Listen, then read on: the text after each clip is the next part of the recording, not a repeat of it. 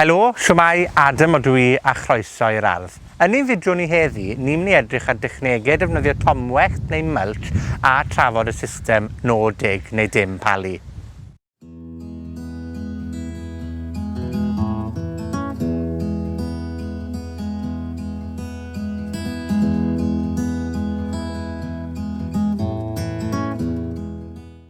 Yn yr ardd fan hyn dy fi, dwi'n defnyddio'r system dim-palu neu no-dig, sy'n golygu bod fi ddim yn palu'r ardd o gwbl yn ystod y flwyddyn. Yn hytrach, fi'n gosod haenen o domwellt neu mulch ar dop y pridd. A mae yna sawl mantes i wneud hyn.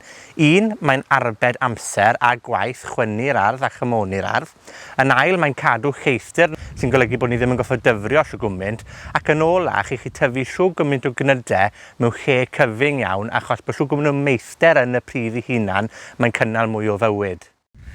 Mae e hefyd yn llesol iawn i natur, achos dyn ni ddim yn amharu gormod ar organebau sy'n byw yn y pridd, sy'n golygu wedyn bod y mwydod a'r chwilod y pethau felly yn cael llonydd yn yr ardd i fyw i bywydau nhw, ond reina wedyn yn helpu ni hefyd i reoli plai erych yn yr ardd, fel a fideo er enghraifft. Mae'r gwely hwn yn enghraifft dda o pam bod y system dim-palu a defnyddio tomwellt yn llesol i'r ardd. Fel allwch chi weld fan hyn, does dim lot o chwyn wedi tyfu, ond hefyd, sy'n ni'n rhoi dwylo yn y pridd fel hyn, fel allwch chi gweld, er bod yn sych y talcen, o dan y pridd, mae e'n lib ac yn llaeth. Felly, does dim angen dyfrio fel o'n i'n gweud, a mae hynny'n llesol iawn i blanhigion ni sefydlu yn yr ardd, sy'n golygu bod chi ddim yn treulio gymaint o amser wedyn yn ei dyfrio nhw'n ddyddio. Maen nhw'n cael cyfle i ymsefydlu a thyfu'n braf.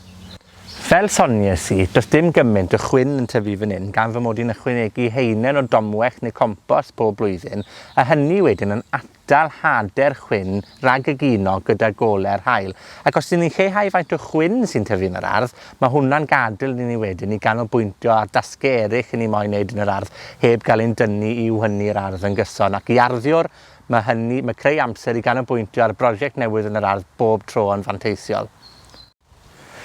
Felly, mwyn datblygu'r system dim-palu neu no-dig gadre, na gyd sydd angen arnoch chi ydy sacher o gompost a darn o dir a chi'n barod i fynd. Dwi fan hyn nawr yn harchwys y compost ar wyneb y tir, yn ei sgwaru fe mas rhyw fodfedd neu ddwy yn unig ac yn gallu plannu wedyn yn syth mewn i'r pridd hynny hef y mod i wedi palu dim ar yr ardd. Mae yna gymaint o ddeunyddiau gwahanol allwch chi ddefnyddio fel tomwellt yn yr ardd, os nag oes compost gyda chi er enghraifft. Nawr, un o'r pethau dwi'n mwynhau defnyddio ydy toriadau o'r porfa. Dyn ni gyd yn torri'r porfa, a mae gyda ni'r toriadau yma yn barod i'w defnyddio.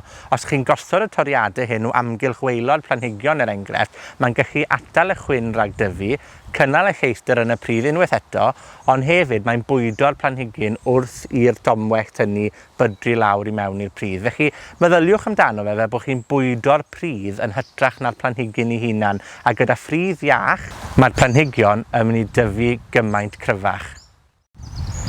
Gallwch chi hefyd ddefnyddio dail sydd wedi disgyn o'r coed yr adeg hon o'r flwyddyn, achos maen nhw hefyd yn pwdru lawr ac yn gwneud beth ni'n galw'n leaf mould yn Saesneg, sydd eto yn llawn meithder i'r planhigion, a mae'n ymddwyn fel tomwellt da iawn o dan llwyni a cholfenni ffrwythau er enghraifft.